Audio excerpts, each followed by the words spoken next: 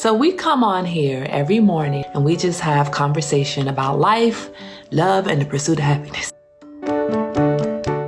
Don't come to this table like, ooh, y'all got tea, I don't want tea. No, you come to this table, you sit down and make yourself comfortable. You know how tough I can be and how loving I can be. Good morning, Marie. You are Good morning, extended family. We are all family at this table. Good morning, Steve. We are all family at this table. Good morning, Mother. Good morning.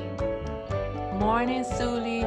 Suli, we have a new guest at the table today. Her name is Adrian. But really, you're not a guest at this table. When you come to this table, it's your table to come to, and you get to invite folks to. Good morning, Crystal. We have conversations about anything that's going on.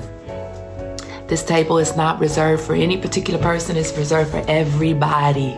Everybody who wants to come to the table comes to this table. It's your table.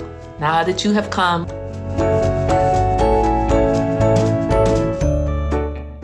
this is your table too. And you can invite anybody you want, and you should.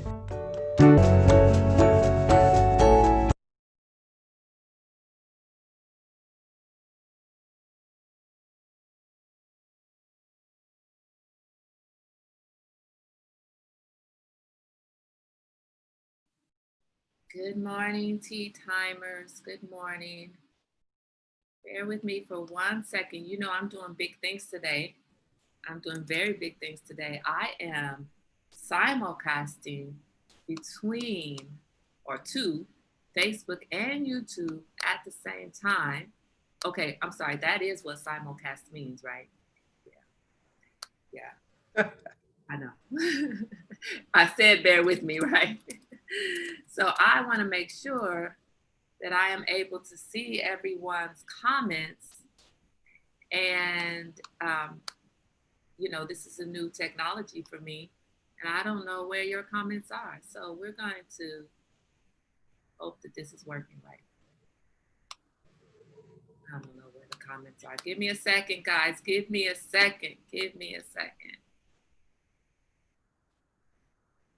So that I can make sure that I can see what you guys are saying to me. Or else I'm gonna be lost.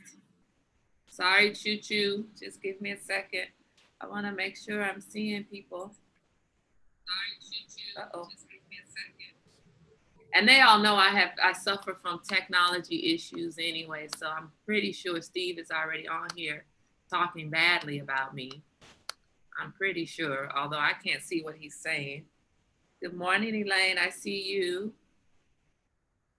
Elaine, but I don't see you on my thing. Saturday. And this is the first time I'm doing this. So until Rose gets on here and tells me what to do, we're gonna You keep playing with that. I got somebody trying to get me. Hold on a sec. I'll be right back. All right, no problem. Good morning, Elaine. Damn it, this boy. Trying to see where my window is for this simulcast. That's interesting that I don't see it. Why don't I see it? Why? Where are my people? Where's the chat? This is terrible. Can you bring it back? Yeah, okay.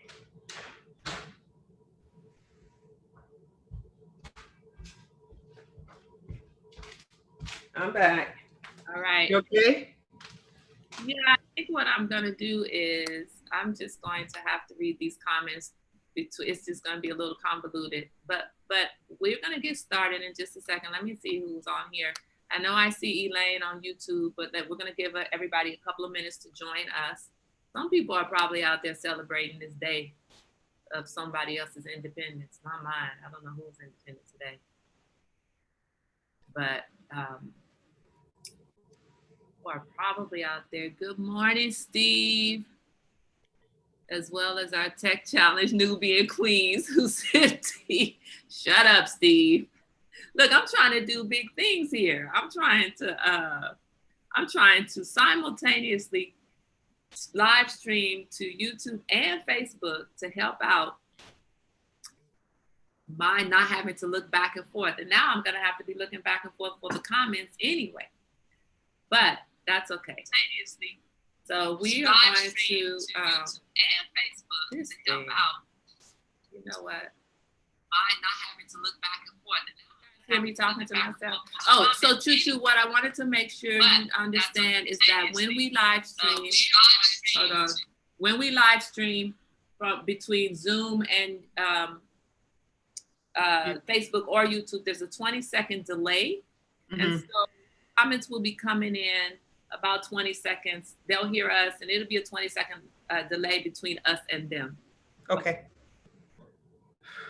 All right, guys, we're going to go ahead and get started. I am sorry for you guys who are on Facebook who may be sending me comments. I don't see your comments. I see the YouTube comments. So if you are on Facebook with us, come on over here and join us on YouTube. The YouTube channel is It's Tea Time with Kai. If you look for, if you look for Tea Time with Kai Moore, and then you'll see my logo, the Funky Fresh Kai, K-A-I, you'll see it, and then click on there and subscribe and join us on YouTube so that I can see your comments.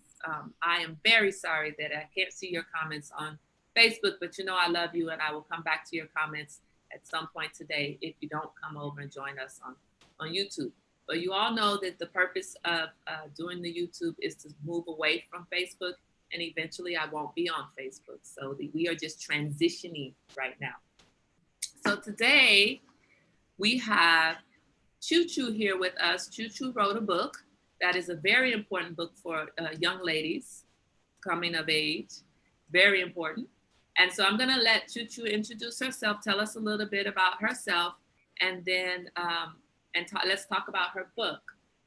So Choo, if you can introduce yourself, and then let's get this party started. Okay, can you hear me well? I can. All right. First of all, let me thank you very, very much for the opportunity. And also thank your audience for the opportunity to engage, because I'm sure as a result of this process, I'm going to get some insights and they are as well. So this is going to be great. I'm a very optimistic person, so I know that this will be great. So I'm Choo Saunders.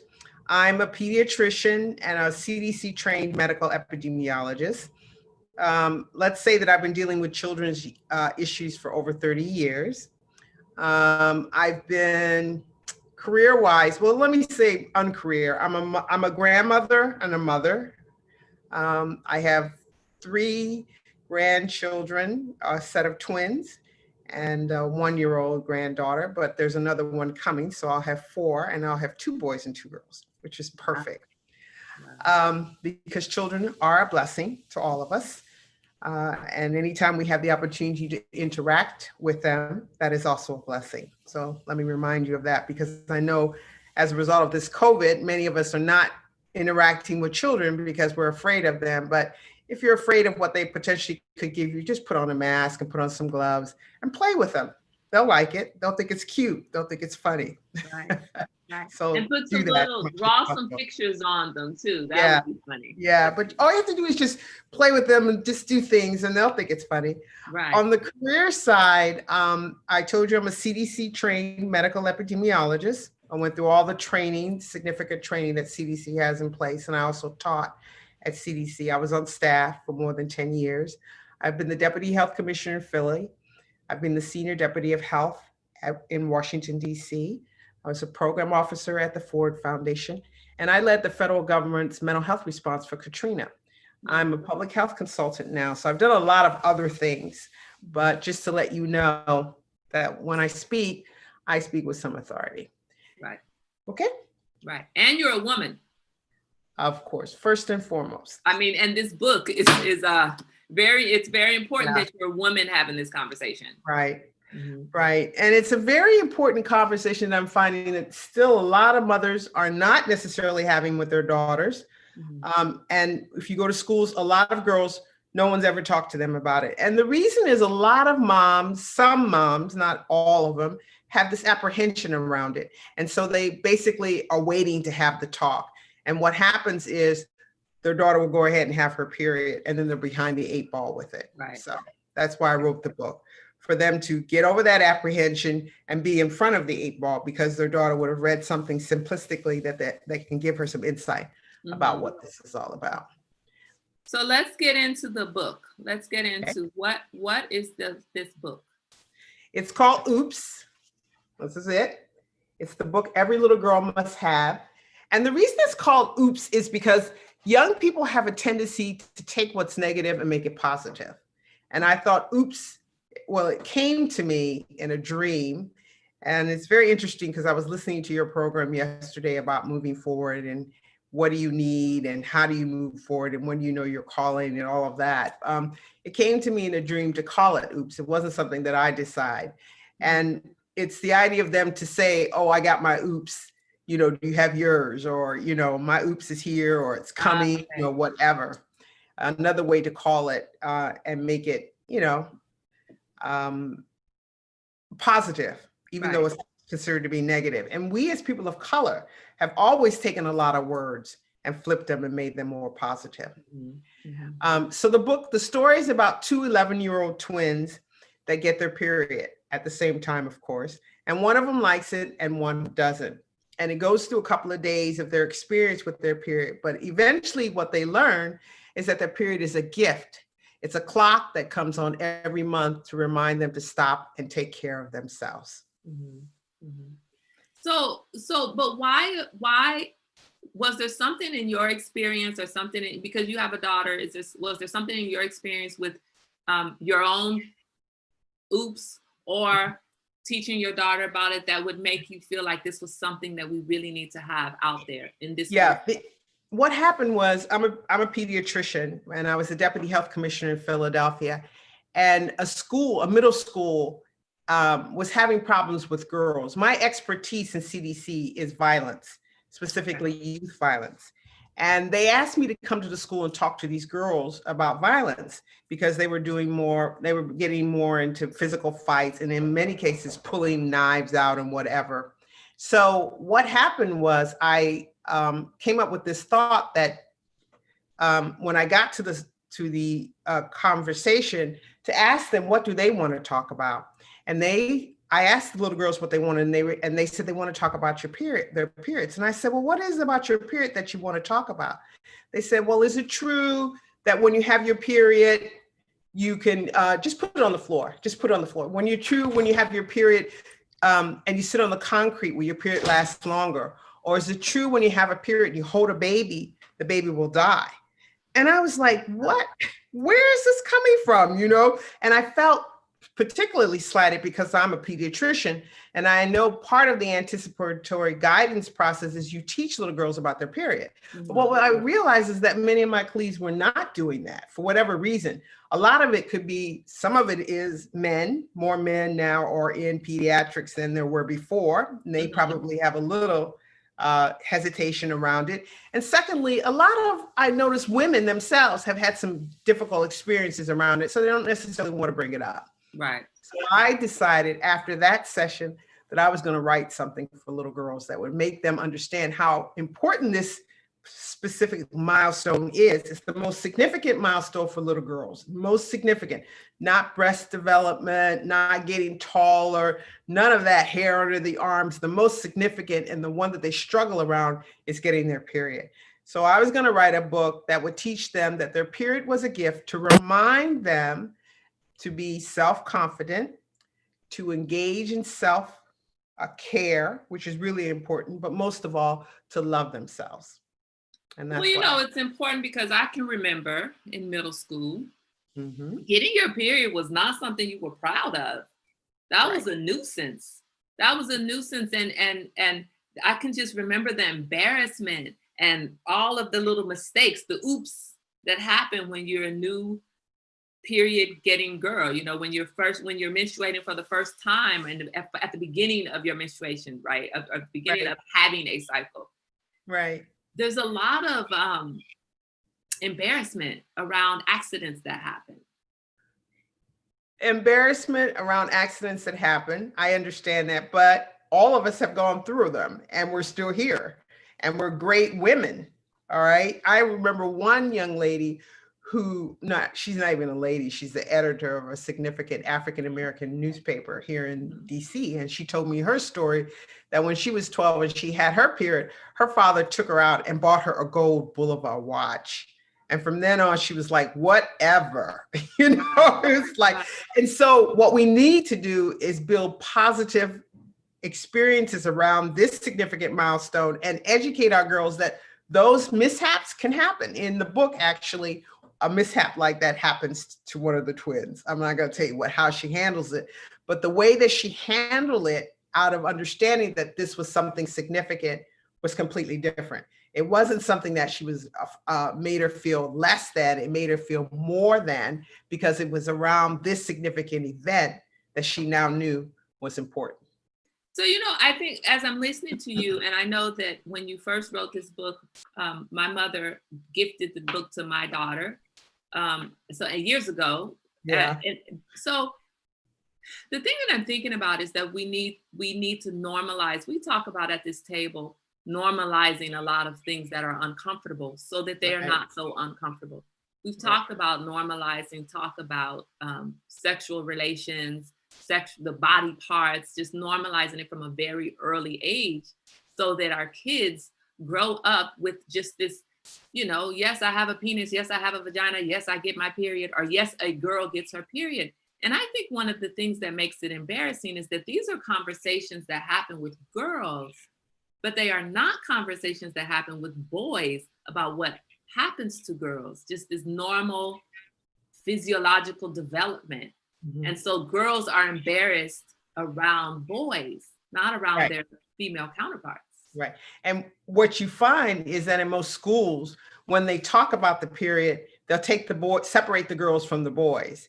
And they usually do it at the end of the school year, talk about it with the girls, don't engage the boys, and then everybody goes home and they never give them an opportunity to come back and digest it and have questions.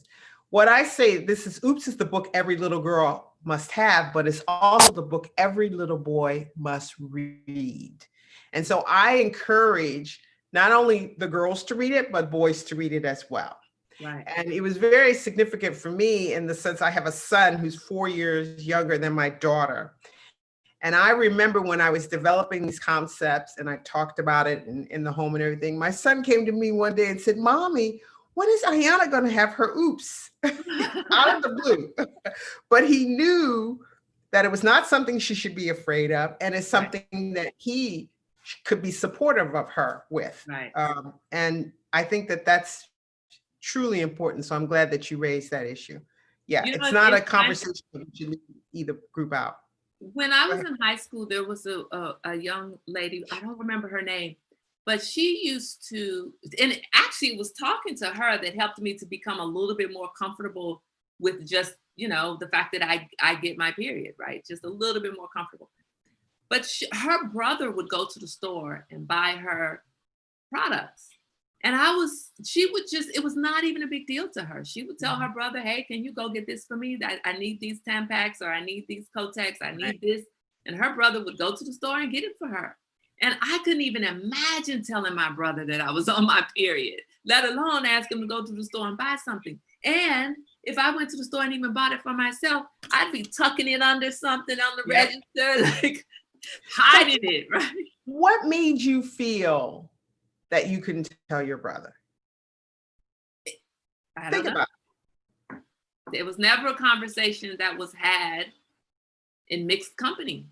So it was a conversation that you didn't feel comfortable about having. Correct.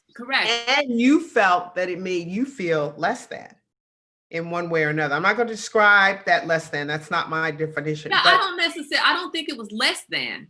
I don't think it was less than. Just different. It was a private thing. That was my private bodily function. It was not for everybody to know about. And I grew up in a household of there's lots of private things. Mm-hmm. And that was just one of them. And so, and it was a female private thing. See, it was a female private thing. It wasn't a boy thing.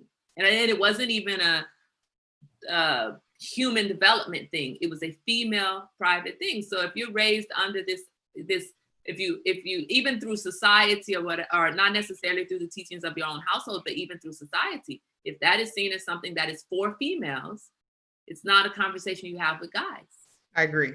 But think of it this way, Kai, as I tell little girls, it is the most powerful energy in the world.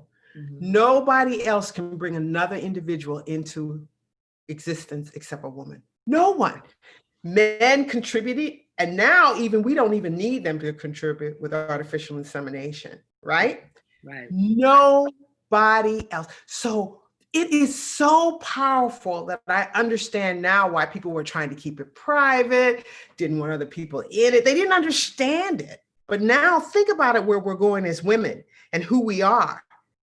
No, there's nobody else who can do that in the world. Nobody. Right. You know, it's so interesting to me. That's so true. And I met someone just 2 years ago, 55-year-old gentleman who said he never ever knew when his sister or his mother was on their period. Never. He never saw the trash. That was completely kept from him. And in his world, it is disgusting not to be completely kept from him. Yeah, exactly. And it's the pivotal foundation of us understanding who we are as women. Because as I said, it's the most significant body change that happens to us. Right. All right. And it's significant in not just the fact that we have a period, but what is happening to us on a hormonal level. Okay. Right. That's what's significant too. You know, people talk about the fact that, you know, women are more touchy-feely when they're getting ready to have their period. I'm trying to find the right words, but no, they're more intuitive. We're more intuitive. That's our heightened sense of intuitiveness and creativity. Right. That's that time. That's what that all means. But we kind of shun it, put it away, throw it in the drawer, keep it from everybody, because men told us we're not clean, we're not healthy. But how can we not be clean and healthy? And it's the most significant thing to indicate our most powerful energy. Right.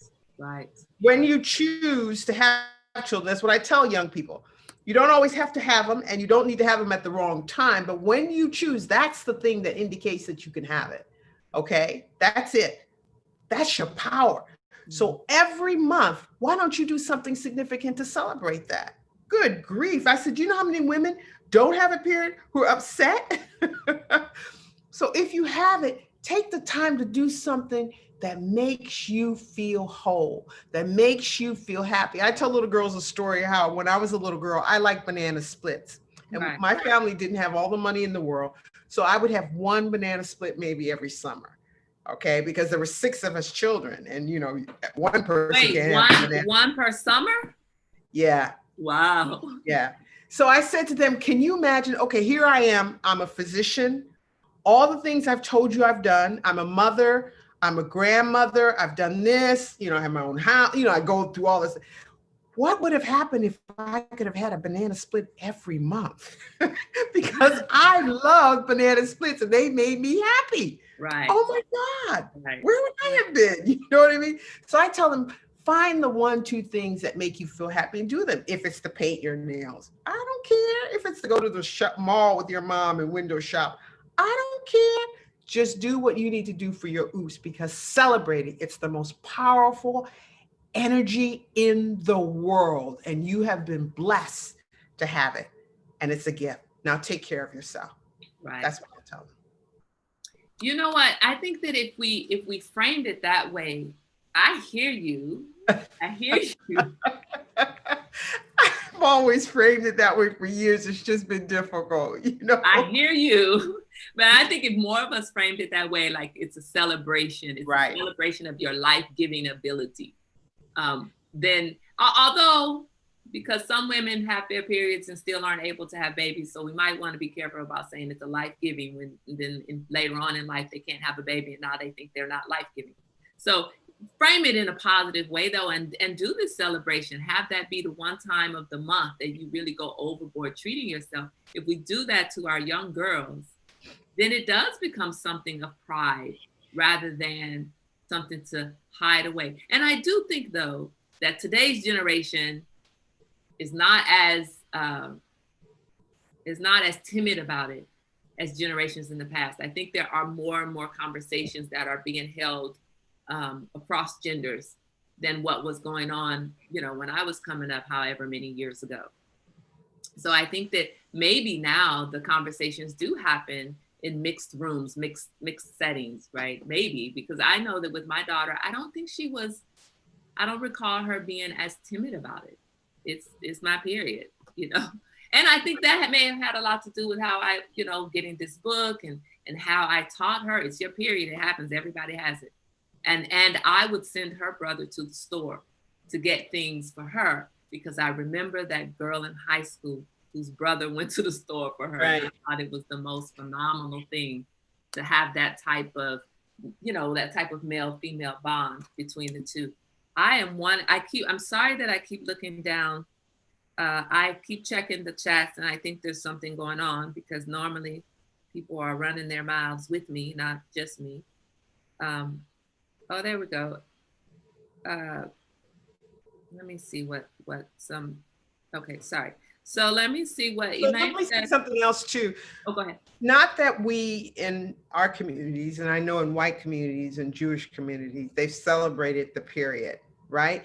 But I'm saying not that way anymore. You know, I remember one of the significant episodes on the Cosby Show was when Rudy got her period, and Claire wanted to celebrate it, and she made it a big deal, and she was trying to be not that old way of celebrating as much as this new thought that I'm saying around it is what's important. Right. Not just the fact that, I agree, not just the fact that it's significant in the sense that you've now become a woman and you can have a baby. No, that's not where I go with this. It's a gift that you now have to remind you, because you will forget. Women forget. They always forget. They take care of everybody else but themselves. Right. And as they get older, they're always trying to redefine themselves, reconnect, whatever it may be. And I'm saying here, something has significant happened to you at 8, and a lot of girls it's happening at 6 now because of our diet changes. So why not get them hooked on and understand it's something that they can be proud of? Elaine says, are there beliefs in some religions that speak positively or negatively with regards to the cycle? Many, yes, there are many. The Jewish people had this book they wrote about the red tent, where they isolated their women every time they had their period.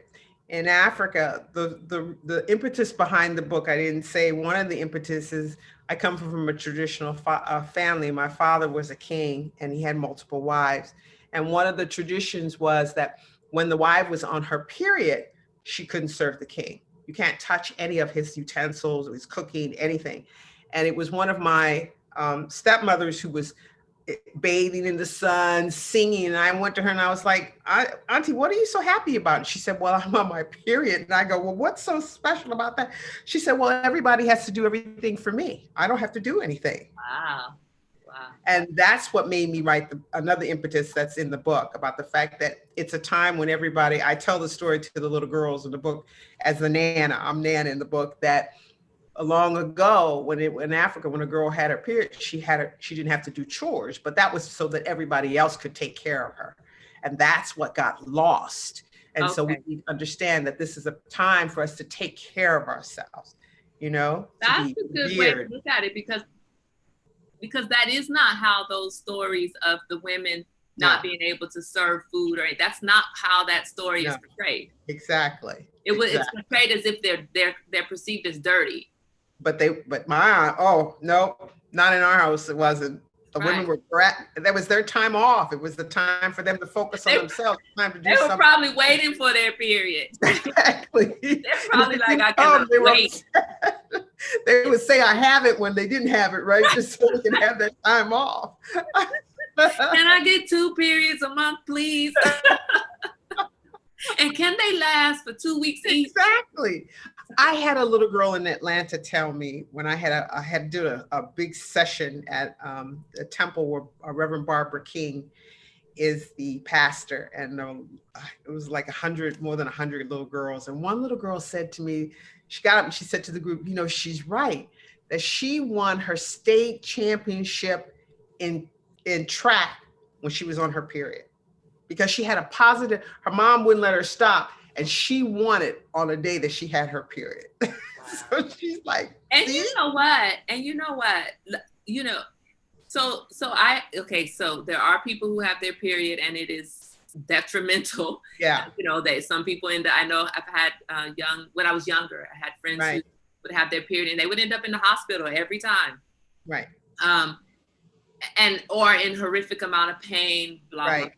But isn't it interesting how everything comes back to physical fitness, activity, and how I know that when you have exercised a lot, or you exercise a lot, or you overdo it, like a lot of athletes, they either don't get their period on a regular basis, or their periods are very short. Right. And a lot of that is this physical activity. So it makes a lot of sense that this girl on her period won a track meet. I mean, she probably felt really good. She probably didn't let it get her down. And it probably did give her some kind of superpower. But even then, the thought would have been that she would not have done her championship run on her period day, right? But she wanted, she didn't want. But the thing I want to say about women who have all these different signs and symptoms that appear with their period, now we know enough. They need to look at their diet.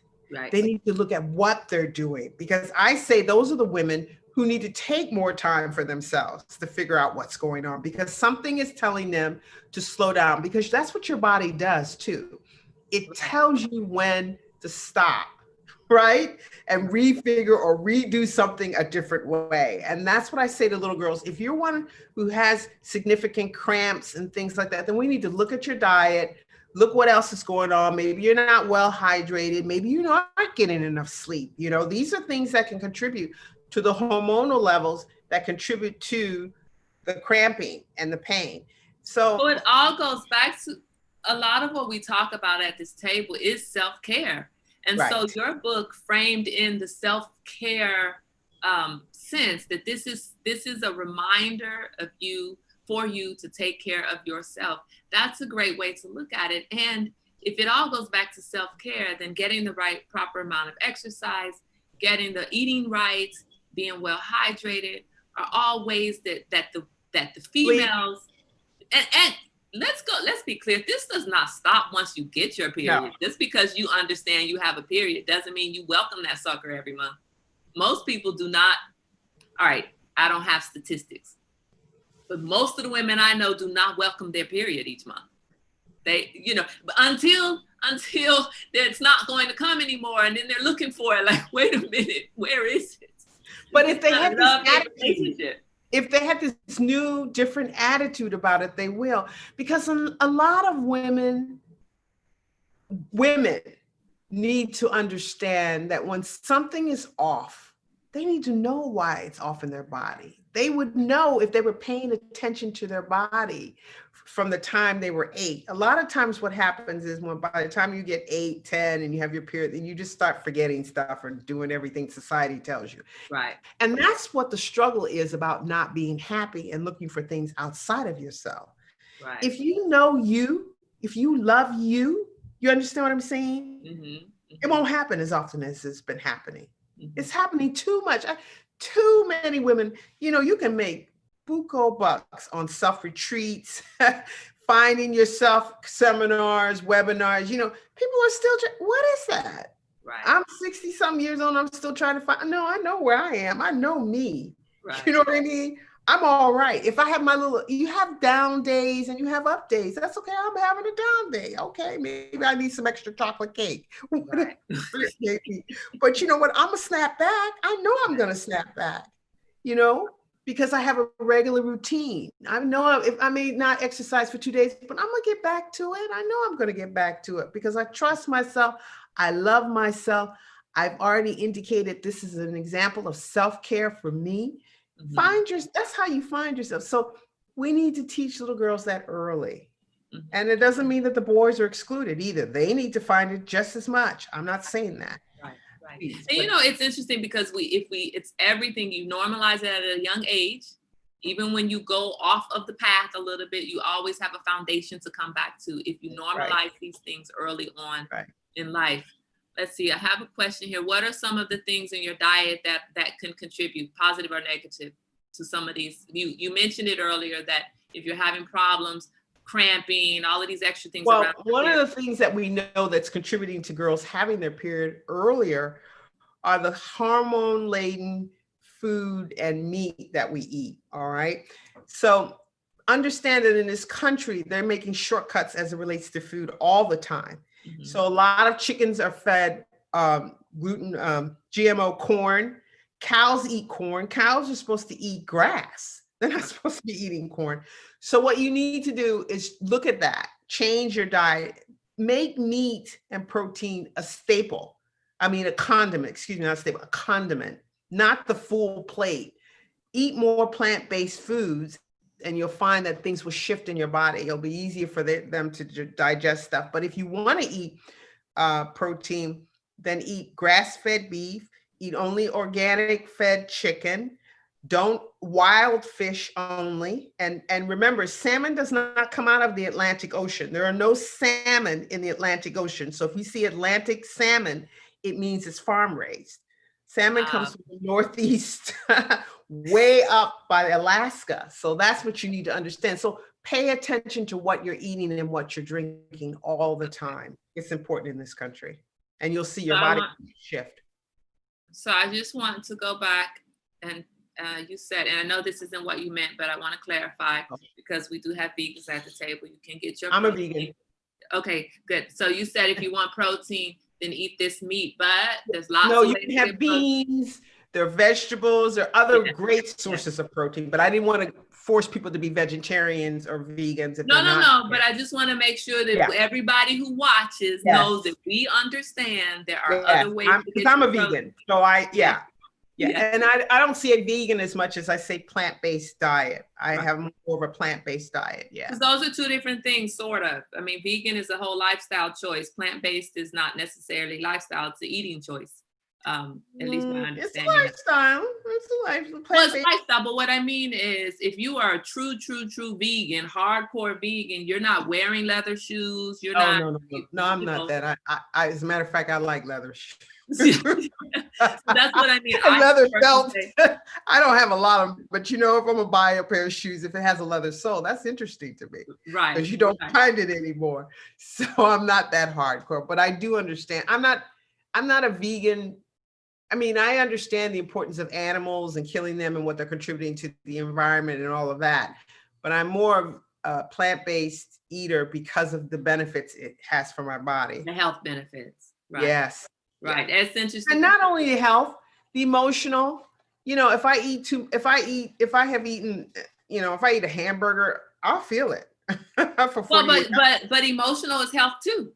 Yeah, exactly. Mental health, physical health, emotional health, all kinds of health. It's all about. As long as you're speaking from the broader perspective of health, Yes, absolutely. It's so interesting because I think we have broadened our perspective at this table because we started off talking about just physical health, and by the time we started at this table in March, by the time we are in July, we have this whole really expanded definition of what health is for those of us at this table. Right. Yeah. There was a gentleman named Dr. John Chizell, he lived in Baltimore, who came up with the concept of optimal health. And what optimal health means is your physical, mental, spiritual, emotional, and financial well-being. Yes. Finances are important as well as it relates to health. All of that, all those 5 aspects are your that's what we had a session. We had a whole week of self-care where we touched on each one of those areas, specific branches of health, including financial. And we've had a guest on here to talk to us about stock investing. And so, yes, we touch on it all. We are trying but I like that. I like that optimal health. I like that. I like it. So let's get back to the book. So where is your book available? I posted it. This book is on Amazon. You can get it on Amazon. But one of the other things I didn't show you was the pack. This is a little pack for the little girls to carry their personal care products in. And the Oops emblem is this, but when you turn it upside down, it's actually a little girl and all that around her is her aura. So the little girls are looking at it upside down and they can see it's them. It's to remind them that this is about them. But for everybody else, it just looks like that. Okay. But when they're looking down, they can see themselves. And in this little pack, I teach little girls to put into it, they should put in a change of underwear, okay, because they're always going to need it, a wipe, and they can have individual wipes, or wipes come in packs, and if they come in packs, you can put it in a little baggie like this. Definitely, if they are into, there's liners, all kinds of liners that are out here, and I have like 2-3 different varieties of liners here that you can see, all different types, some sort of liner. If they wear tampons, and tampons are okay, they should use organic tampons now. They're now out. Or those that are not dyed, don't have anything, they're pure cotton. 7th generation used to make them, but now you have Cora, you have all different types of organic tampons. And then, of course, your regular kind of pad that you might need if it's a really heavy flow. And that's the oops bag. And what I tell them is to put it in a book bag, because invariably something will happen while they're at school or camp. If you're going away to camp, always the camp story. Or for many of our little girls who now live in 2 households, because we have a lot of individuals that are single parents, male or female, put it somewhere where you take it with you every time. Okay? That's the oops pack. So let me ask you, because I know, again, kids are different now than what they were before, but I tell you what, I wouldn't have been carrying that bright bag with a big old exclamation mark. I know it's not an exclamation mark totally, I mean, on its own, but I would not have felt comfortable carrying that. This is saying, bam, I'm getting my period. Yep. How old are you versus kids today? Kids today are involved with everything. Black Lives Matter, right? Right. One group of kids that this has been really, really significant for, trans, I've had trans individuals tell me that they love this book because they didn't have the experience. Nobody walked them through it. Nobody wanted to talk to them about it, but it's significant for them. So this is now playing a role in many different aspects. Hold on. Here is my ignorance about to come out. So when it's a trans from male to female, they will start having a period? They won't have one, but they know that it's significant. And if they decide to change and they start getting hormones, right, they'll have that feeling of what's that all about. And because they know this is the most significant milestone in a woman's life, they need to know about it. I see. Okay. So I've had they won't necessarily have a period. Right. But have hormonal things going on. Right. Okay. I was about to. Yeah, they're not. No. Okay. I was about to have a whole different. They have to have a uterus to have a period. Right. That's why I was like, wait. Wait. Okay. I'm sorry. I didn't mean it from a physical perspective as much as I meant from a social, emotional. Yeah. I got you. Yeah. Okay. All right. You're right. I mean, I guess if you're yes, it is me, but I think it's really a good thing to listen. The same girl whose brother used to go and get products for her, she would paste it was a little inappropriate. She would take a panty liner and she would pin it to her clothes and walk. She was special. What was that about? She was special. I loved her though. I'd love to meet her. Here I am. This is me. Take me how I am, however that is. Right. So, I loved her, but I thought that was a little odd. You can imagine as a trans too, there's some conversations that you get in with women and they're talking about their period and you haven't had it. Right. So you want to know what that's about. And so they've started with this book and they're like, wow, I've had a couple of taking me out for dinner and told me what a great thing this has been for their lives. And I'm like, are you kidding me? I didn't write it with that in mind, but I thought, wow. Yeah. Because it makes sense. There's a woman who adopted a child and she didn't have the experience of breastfeeding. And she wanted to have that experience of breastfeeding, but she, so she breastfed the baby. And I was like, but she had no milk. So I thought it was a little odd, but hey, if that's what you do, that's fine. I still think it's a little odd because there's no milk being produced, but she felt like she really missed something. So I can understand the same situation with the trans who has missed this part of womanhood, this part of who they are now as a woman, but yet they have these whole years that they didn't have to go through and then don't understand. And especially when you say that you understand optimal health. So that emotional, spiritual, and intellectual part of you is just as important as the physical part of you. Right. And so that would help fill in those buckets, you know? Right. Yeah. Right. So I'm sorry, did we say where the book is available? The book is on Amazon. Okay. And with the pack was on my site, but I'm revamping that and finding a different vendor. I had wanted to do the packs in the United States, but it's too expensive. Right. And I had done them in China before, so I'm looking for another vendor in Vietnam or Cambodia or somewhere else, and then they'll be out. Go ahead. So if they order the book from Amazon, the pack doesn't come with it? No, it's just a book. Okay. Yeah. So if they go to your site once you revamp it, then they come together? Yes, they'll come together. They can come together on the site, or they can come individually. Okay. All right. Mm-hmm. All right. And because some families like to just buy maybe one book and they have 2 girls, but each little girl will have their own pack. I'll see. Or vice versa. And it's important because in the book, there's also a calendar for little girls to mark when they have their period, and right at the bottom what they do specifically for themselves each month. Okay. And then most importantly in the back is a journal for them to record what it is that's significant for them during that time. And what I tell little girls to do is keep the book. And then if you have a little girl, you choose to be an aunt or somebody, a distant to the little girl, you can share with her what your first period was about. And then we can start to break some of these myths and stereotypes. So this is really important because keeping a journal, and we've talked about, there's some apps when we have talked about physical health specifically, we've talked about really advocating for yourself with doctors, with your medical care, really pushing your own issues, really understanding what's going on with your body and being able to speak to it with data. And so having that in the back of the book, having this way that they can chart what's going on and how they feel is very significant. There are apps out there now where you can track, when does my period start? Is it heavy? Is it light? How long does the flow last?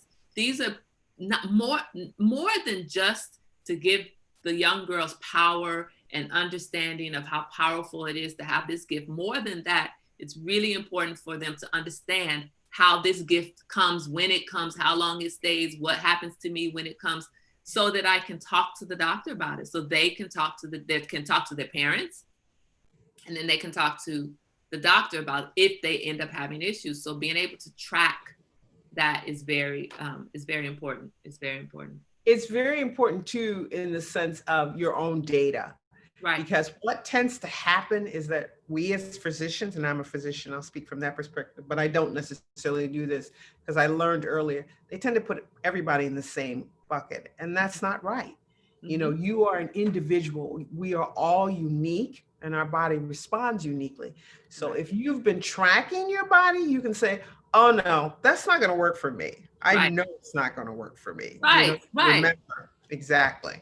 You can go and say that may be a norm, but it's not my norm. Exactly. And you can stand with confidence to say to your doc, oh no, you know what I mean? Right. And then he'll say, well, what do you mean? You'll say, well, here it is, okay? And I've been tracking for how many months.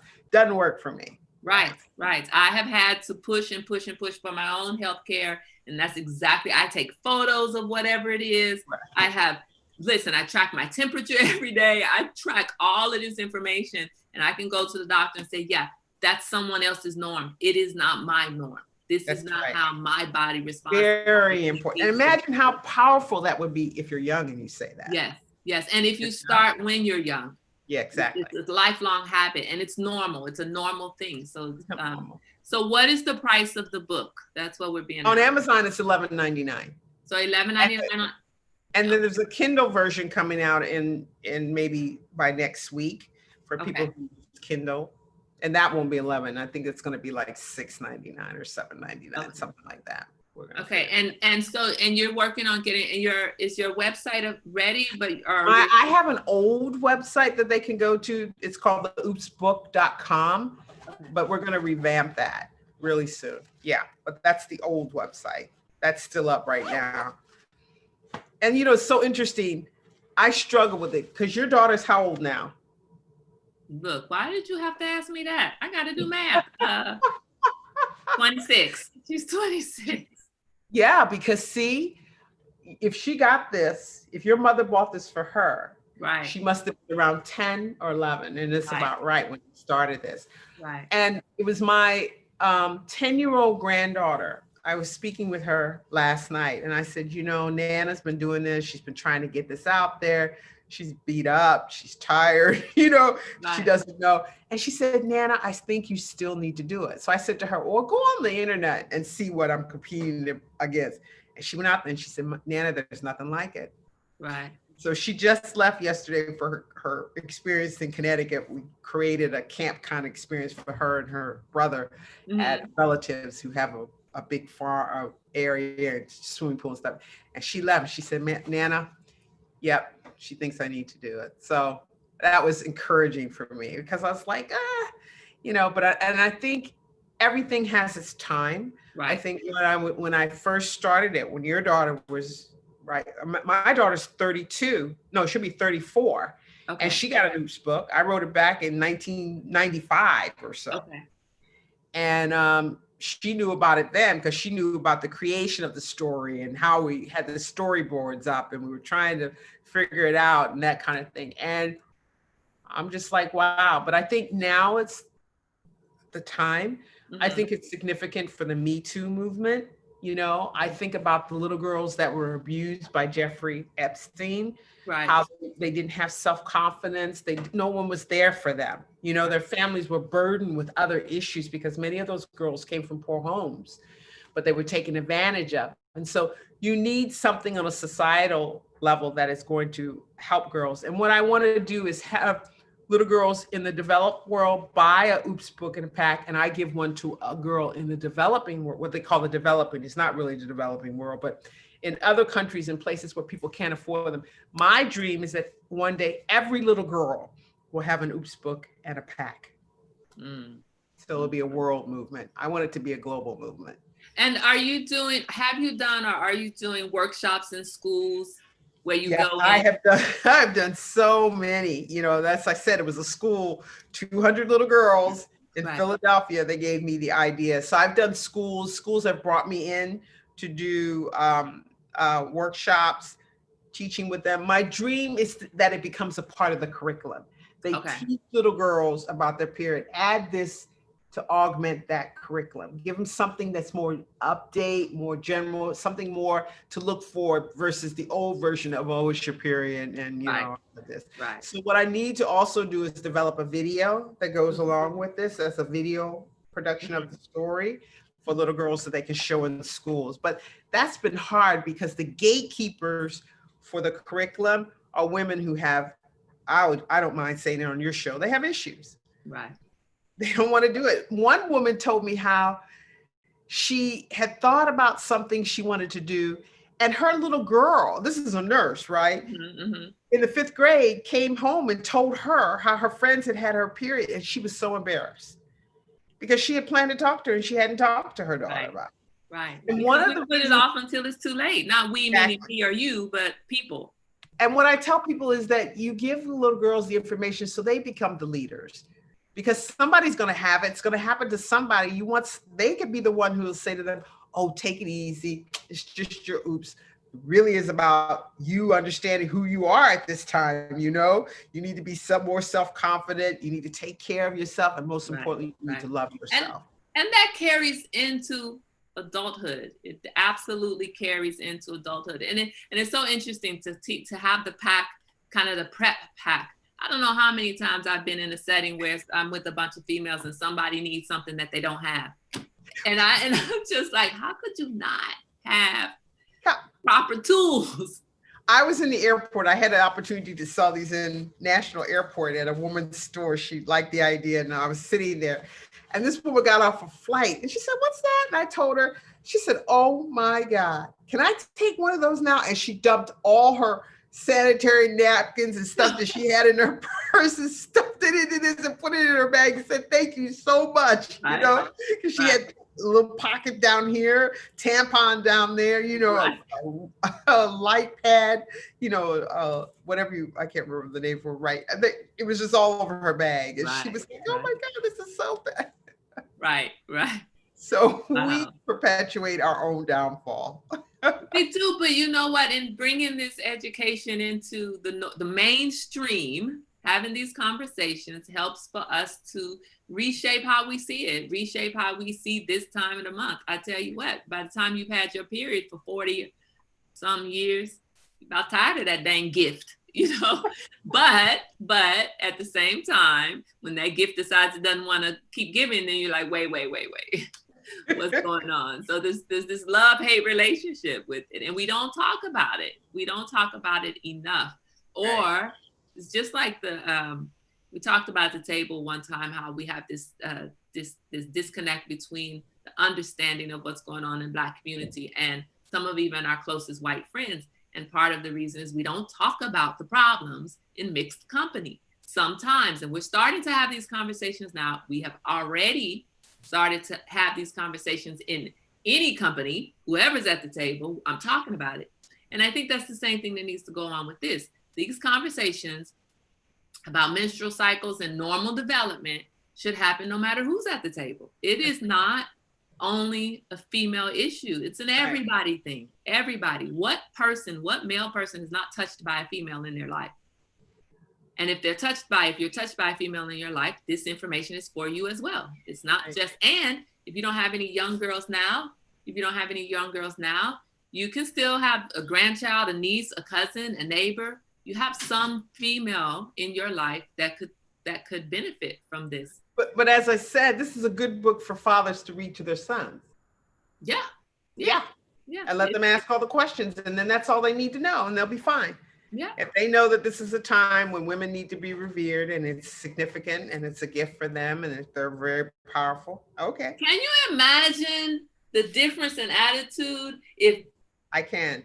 If boys are taught that, well, you can, because that's the kind of household you're in, right? Look, if women are revered during this time, if they are celebrated, instead of boys saying, oh, she's got attitude because she must be on her period, instead of saying that, they say, oh, what can I do for you? How can I help you? What can I get you? Let me make you remember what this is really all about. Because like you said, we all forget.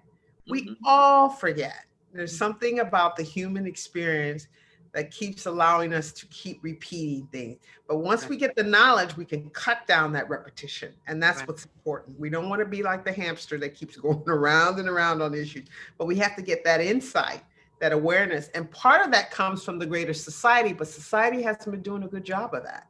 No. It's been keeping us on the wheel, right? So we're starting from scratch. We're starting at the table. We're having these conversations. As a Black person, how do we not know that Black lives matter? You know what I mean? We know our lives matter. Right. Duh, you know what I mean? And it's not that we don't think your lives matter, but we know what we've been experienced, what we've been going through, what we've been subjected to for how many years. So that's what it's all about. But we need more of a societal input to that.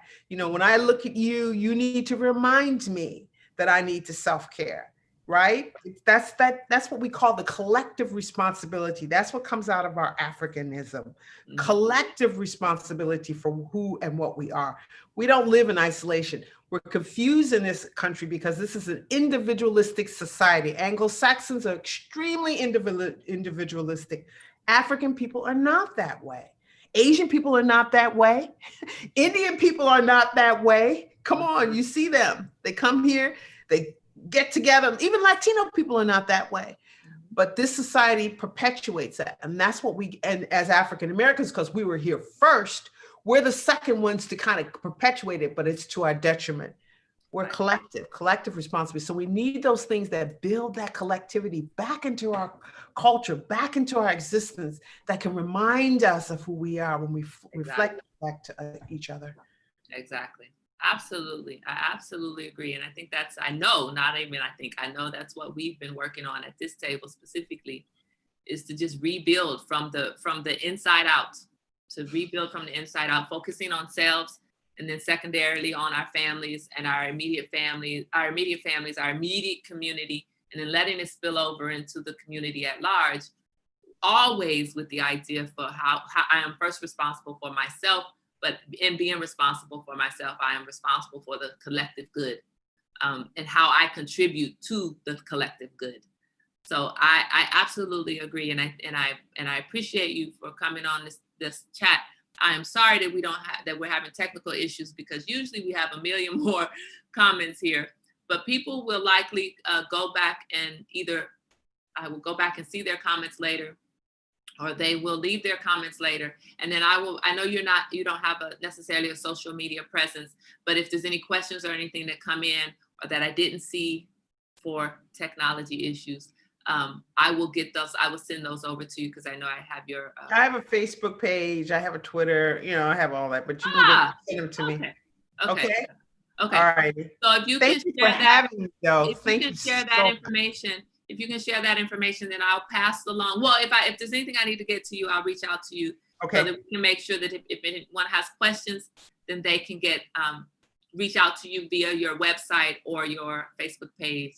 Okay. So that we can follow on and continue to have this conversation and get your book out there in more settings. Thank you. Thank you so much for joining so much. us. Thank you. It was great. It was a great experience. Thank you so much. Thank you. And you have a wonderful day. Stay safe, social distance, wear a mask, wash your hands. Should have been doing that anyway. What else is there? And don't worry about this 4th of July. And play with your kids, but don't play with everybody else's kids. Play with your kids. Put on a mask and play with your kids. Right. Exactly. Don't not play with them. That's enough of that. Okay. Exactly. All right. Have a great day. Have a great day. Bye-bye. Bye.